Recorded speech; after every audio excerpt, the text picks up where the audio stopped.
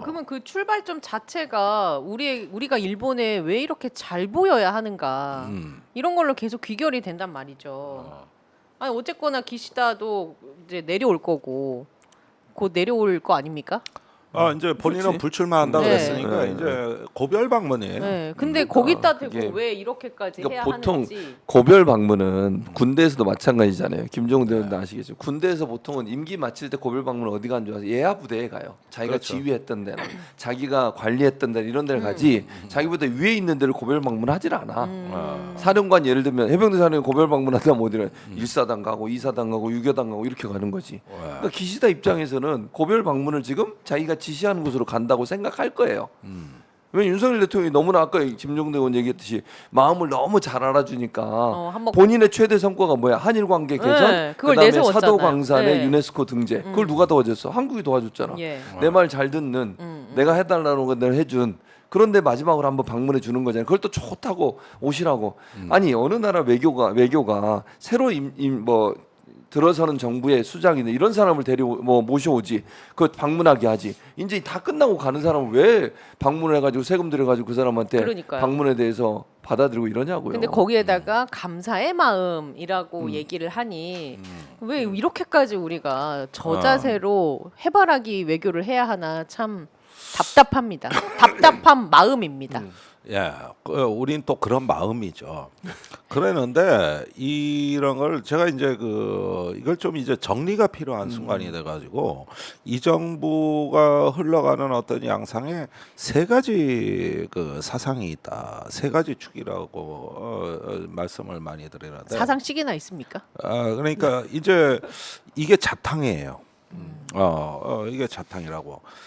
이 순서대로 말씀드리자면 이게 출연한 순서대로 첫째는 중국 붕괴론이었습니다. 중국은 곧 망한다. 그래서- 아니면 망할 예. 것이다.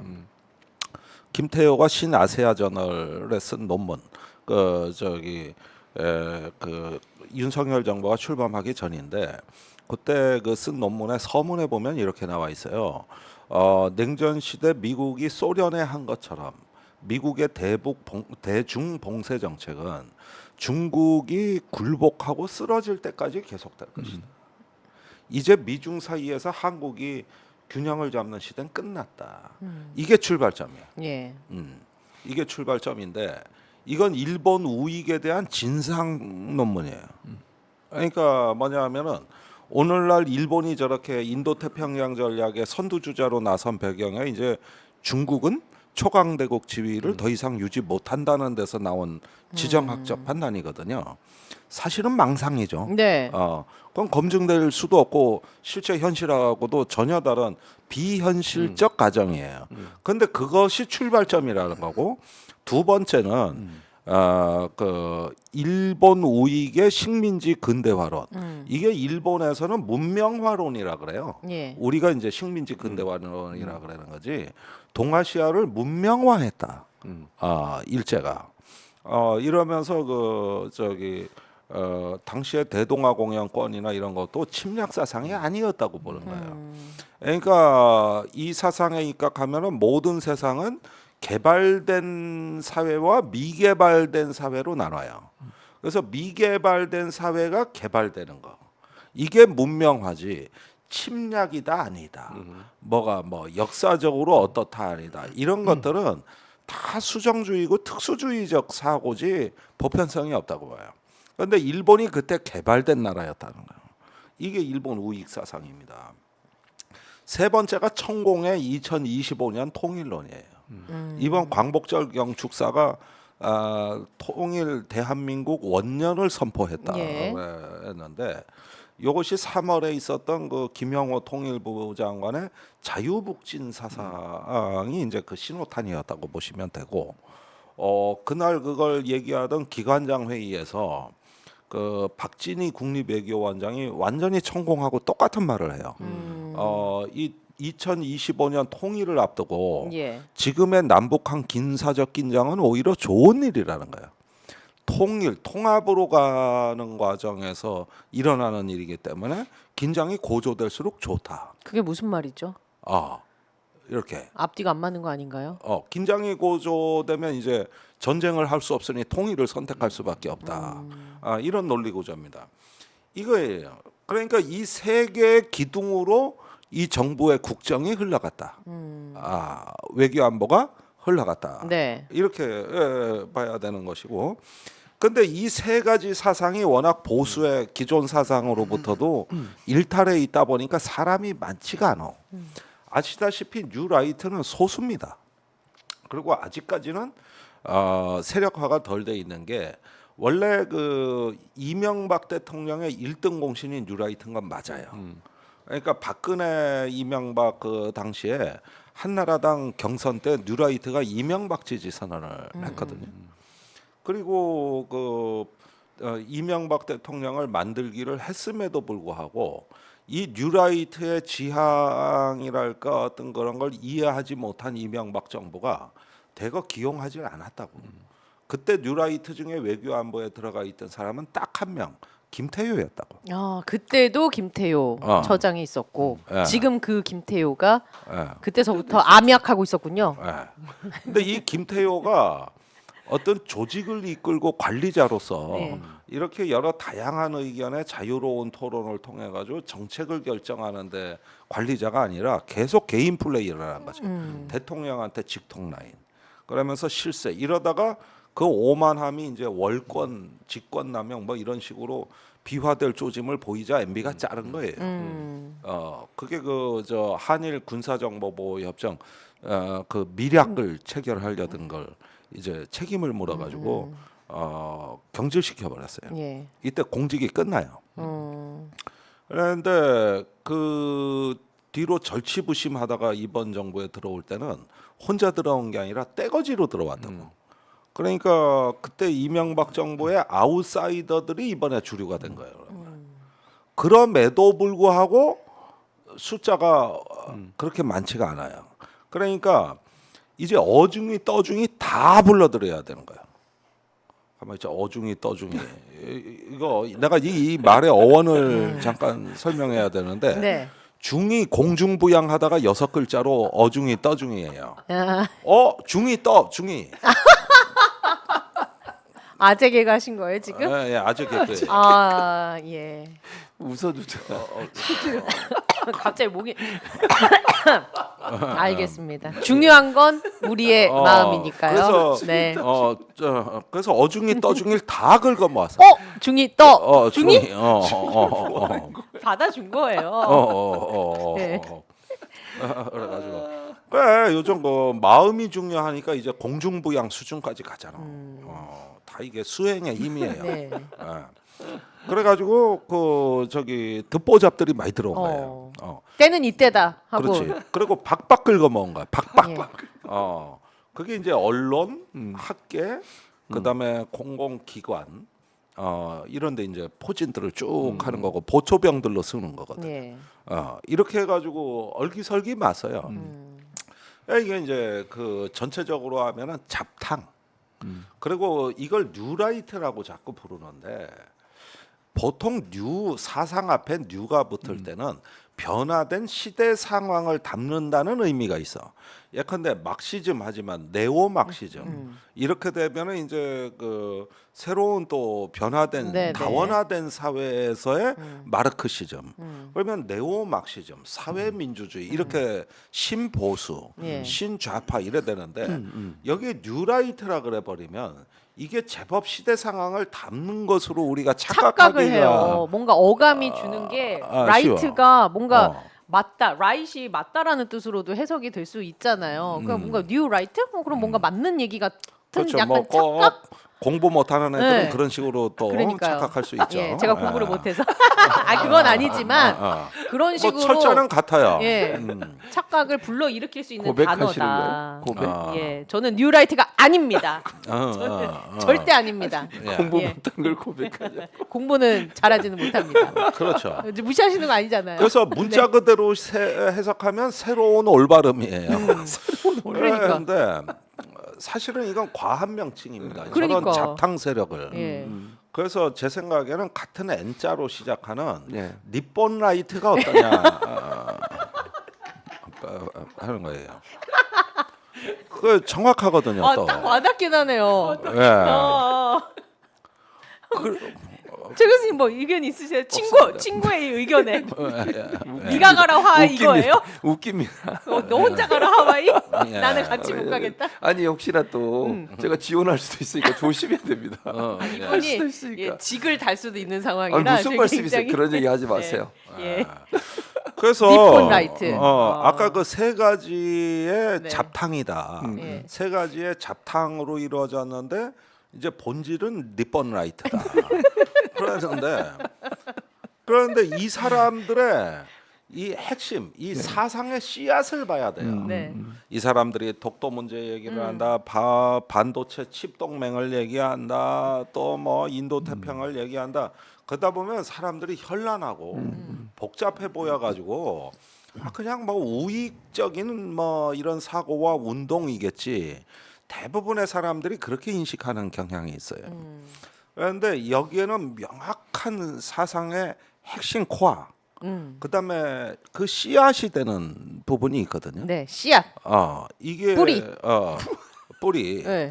씨앗과 뿌리는 조금 다르지만 사람이 진짜 공부를 내가 그 못해서. 얘기 하려고 그랬어. 씨앗과 뿌리가 어떻게 같아요? 죄송합니다, 교수님들. 아니 뭐 그런데 그렇게 이해하는 것도 괜찮아요. 나는 씨앗이라 얘기했지만 그 씨앗도 뿌리가 있어야죠. 뿌리가 있어. 왜냐면 사상의 그 어디서부터 출발했느냐, 그게 그 뿌리가 무엇이냐, 그걸 얘기해 주신다는 거잖아요. 그 뿌리가 뭡니까 그러면? 그러니까 이 모든 현란한 움직임의 배후에 딱 단단한 중심은 지정학이다. 우리나라의 지정학의 부활이다.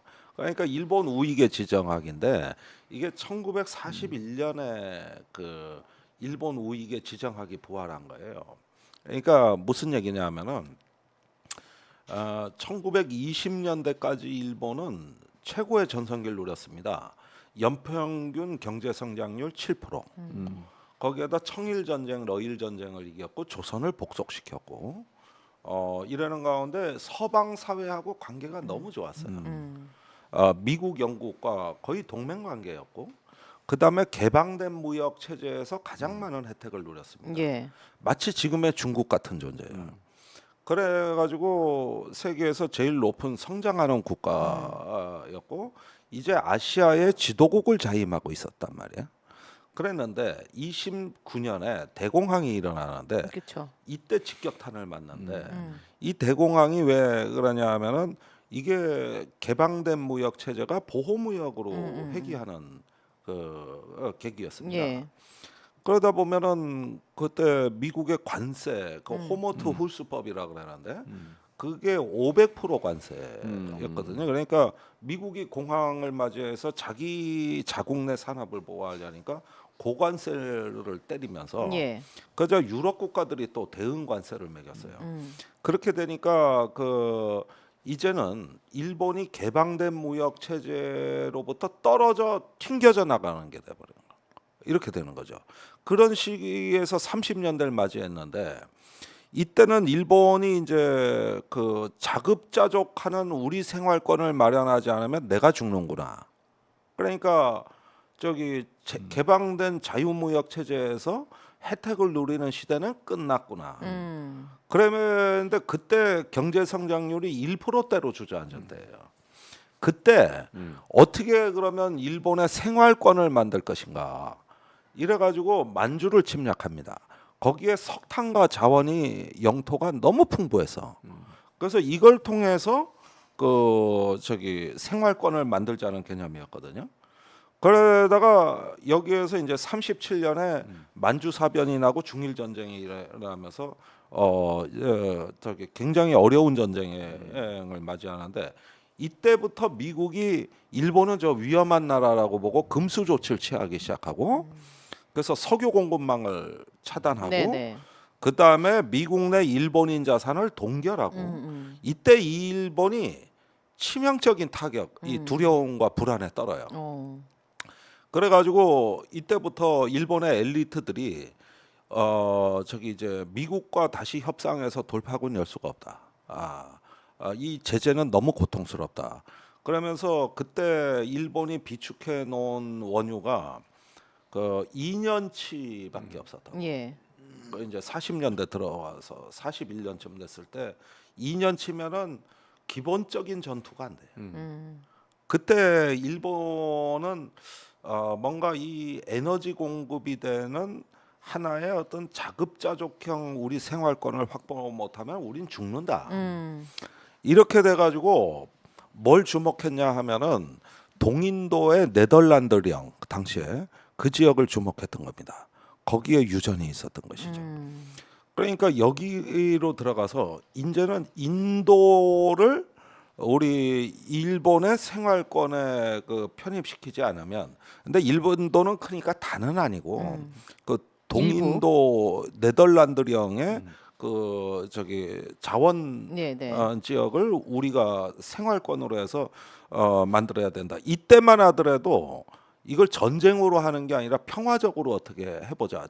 진출하는 것도 이게 이제 이시하라 간지가 쓴 국방정책 대강에 나오는 대동아 공영권이에요.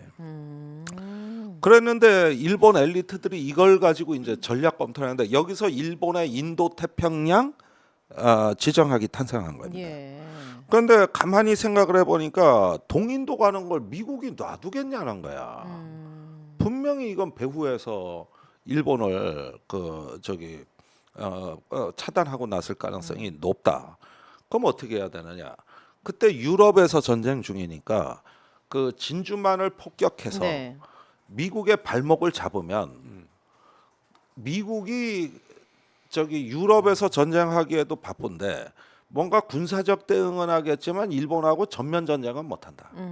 그때 인도 차이난 동남아로부터 인도에 이르는 상황에서 우리가 단단한 방어 요새를 구축하면 전쟁에서 일본이 이기지는 못하도 그렇다고 해서 지지도 않는다. 그러면 인도로 가려면 어떻게 해야 돼? 미국을 먼저 차단해야 돼. 그게 1941년에 진주만 폭격으로 예. 이어지게 된 겁니다.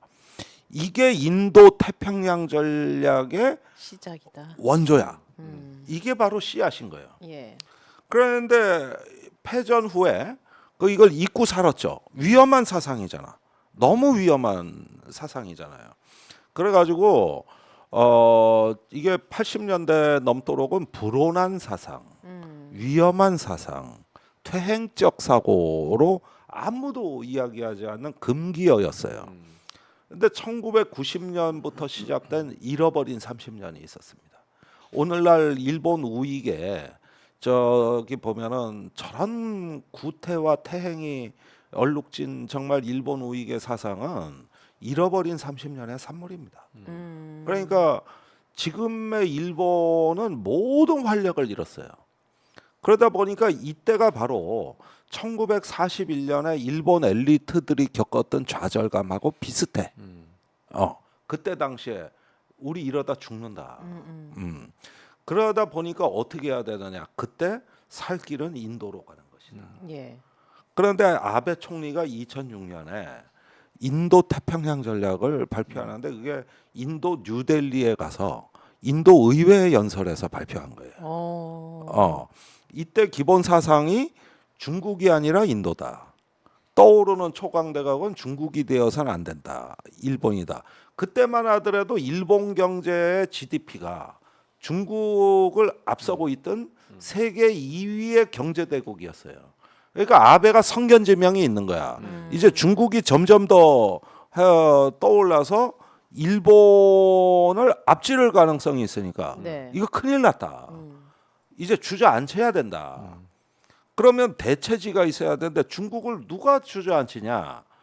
그래서 인도가 그걸 대체할 초강대국이 돼야 된다. 이게 인도 태평양은. 그래서 태평양과 인도양은 하나의 전략 공간이다. 그러면서 그 인도와의 무역액이 2020년까지 지금 미중 무역액보다 인도 일본 무역액이 앞지를 거라고 공언을 했던 겁니다. 그런데 아시다시피 2002년 3년 토니 블레어 영국 총리가 있을 무렵에 그때 중국 경제 규모가 영국 경제의 절반입니다. 그러던 시대래요. 네네. 그런데 이제 아베가 말하기를 이제 미중 무역 교역액보다 일본과 인도의 무역액이 그 규모를 앞지를 거다. 근데 실제로 앞질렀습니까? 근데 그 이후로? 오늘날 어떻게 돼 있느냐? 예. 일본의 총 수출액에서 인도가 차지하는 비중이 1.6%, 수입의 0.6%입니다. 얼마 안 그러니까 되는 반대로 거죠. 간 거예요. 네. 그러니까 이게 실패한 이론이자 현실적인 가정에 기초하지 않은 망상이라는 거는 지금 검증이 되고 있는 거지. 그때 그 아베가 말한 그 핵심 씨앗, 요것이 지금 실현되는가 하면 거꾸로 된 거죠. 중국이 더 커진 거야. 네, 그대로 네. 이 말을 한 뒤에. 그래서 일본을 엎어버린 거지. 그러니까 두려움은 더 커지지. 예. 내뱉어 놓은 게 있는데 반대로 가니까. 더 커지죠. 네. 이게 진주만 공습을 하기 직전에 일본 엘리트들의 그 딜레마라고. 진주만을 공습해서 미국하고 전쟁하는 거 성공한다는 보장도 없지만 너무 위험해. 그러나 공습을 안 하면 앉아서 망해. 이런 딜레마였다. 예. 그러니까 인도로 가야 된다. 그러니까 지금이나 그때나 문제의 본질은 항상 인도였다는 거야. 항상 인도였다는 거야. 지금이나 그때나. 그런데 여기서 이 논거가 되려면 이게 실패한 이론임에도 불구하고 믿음으로 극복을 하는 거예요. 그러면 중국은 곧 망한다. 그다음에 저기 인도 태평양은 하나의 전략 공간이다. 이 주장을 주술처럼 암송을 해야 되는데 뜻밖의 이게 일본 혼자 해서는 이 전략이 완성이 안 되는데 한국의 윤석열 정부가 일제히 그 말에 지지 선언을 하면서 덴노겐자이 충성맹세를 하고 나섰다 이겁니다. 이게 그 지정학적 변화에 매우 중요한. 그러니까 일본은 잃어버린 30년 이후에 주변의 세력 균형에서 가장 좋은 신호가 한국이 자기들 품에 안긴 거예요. 이게 지난 30년간 이거보다 좋은 뉴스는 없었어. 그러면은 윤석열 정부가 그 말씀대로라면 인도가 중요하다라는 일본의 뜻을 받들어서 우리나라가 뭐 인도와 더 좋은 우호적인 관계를 맺으려는 노력들을 하고 있는 거예요? 아니 그런데 지금 인도가 좀 시원찮아요. 예. 인도가 지금 그런 상황을 뒷받침할 만큼 서방에 가깝지도 않을 뿐더러 자체의 어떤 인프라와 그 시스템이 아직까지도 낙후성을 변치 못해 인도가 중국에 도전할 만한 어떤 그 세력으로 부상하는 속도가 예상외로 늦습니다. 만약에 그렇다고 하면 더 문제인 게 국가에서 그러한 판단도 없이 무조건적으로 일본의 그러한 전략을 수용하여서 보조를 맞췄다는 게 더 문제이지 않느냐. 자, 그러니까 통상 정상 국가라고 하면 예. 국가가 만약에 합리적 행위자라고 할 때는 이런 담론이 있잖아요. 아이디어가 있어요. 그러면은 그것이 정책화되기 전에 필터링 되는 과정. 이걸 이론화 과정이라 그래. 예.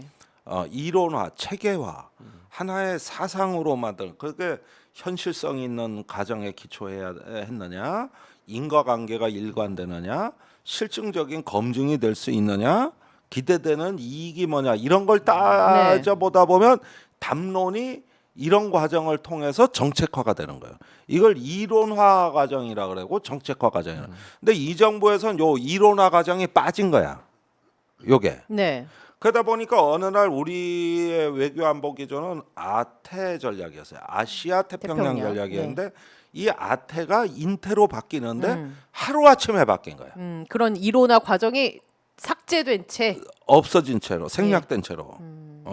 그러니까 이게 이런 사례 보면은 이 한국의 김태효 안보실 차장을 필두로 한 이 떨거지 뉴라이트 잡탕 세력, 니폰 라이트 세력이 일본 우익의 지정학을 증폭시키는데 획기적 발판이 됐다.